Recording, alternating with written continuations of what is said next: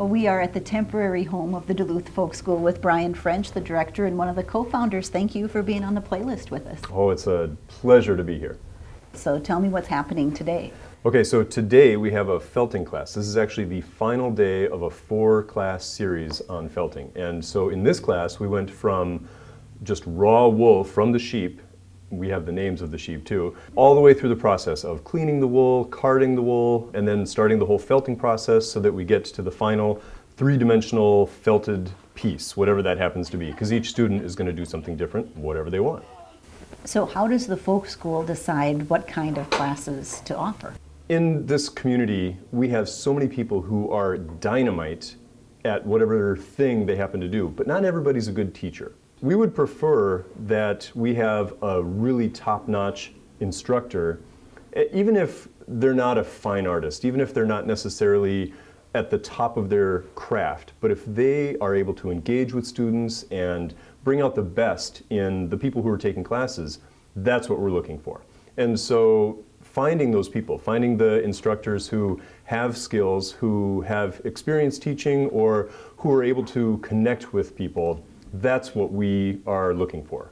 The world that we're in today, when you have a student going through school, they basically have to choose the college track of classes or the non-college track of classes. Now, when I was a student, I was doing, all the classes because that's just what everybody did. And so I had welding and I had sewing. I had sewing like 4 different times. Today, the students don't have that same flexibility. They have to decide, are we going to do it this way or are we going to go that way?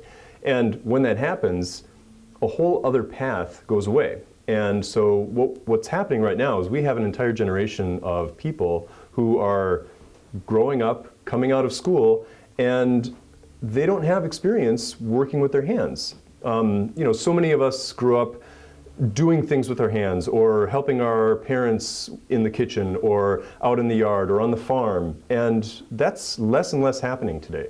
And so if we can give people the experiences that used to be just part of the landscape of growing up, but aren't anymore, if we can help people to learn the things that they would have learned naturally, well, that's what we're trying to do. So give me an example of some of the classes that you have taught so far. For instance, we had how to use a chainsaw. We had the July thunderstorm last year, and all of a sudden everybody had a lot of wood, and they knew that chainsaw is the way to go, but either they or their spouse was like, I'm not really comfortable with you using this thing because you don't really know what you're doing. And so we got someone to come in and teach how to use a chainsaw safely or how to make sausage. We had a felting class, we had a knitting class, we've had how to use a circular saw without cutting your hands off. I mean, just a lot of different practical types of skills that people want to learn. We had one class, training you and your best friend. So we had a local musher who has, 30 dogs, and he basically came in and said, here's the deal, your dog, and so he would teach you how to interact with your dog, not just in a, oh, I love you kind of a way, but in a, this is what your dog is actually looking for from you. So, classes like that. We have, what else have we had? How to ferment your own vegetables in a safe way. We've got a canning class that we're working on right now. We had how to brew your own beer, get started home brewing. It's just the things that people are like, yeah, I'd like to do that. Those are the types of classes that we're trying to offer. Why do you think the time is right now for a folk school in Duluth? I think the time has been right in Duluth for a long time. So I was in an interview with the director of the folk school up in Grand Marais, and the phrase that has really stuck with me was that every community should have a folk school. And if not a folk school in name, a place where people can learn how to do things.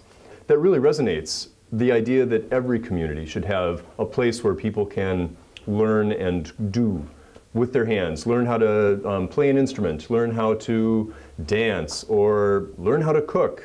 Brian, it is a big plan and a pretty exciting one. So good luck and thank you for taking time with us. Thank you so much. It's been great to have you here.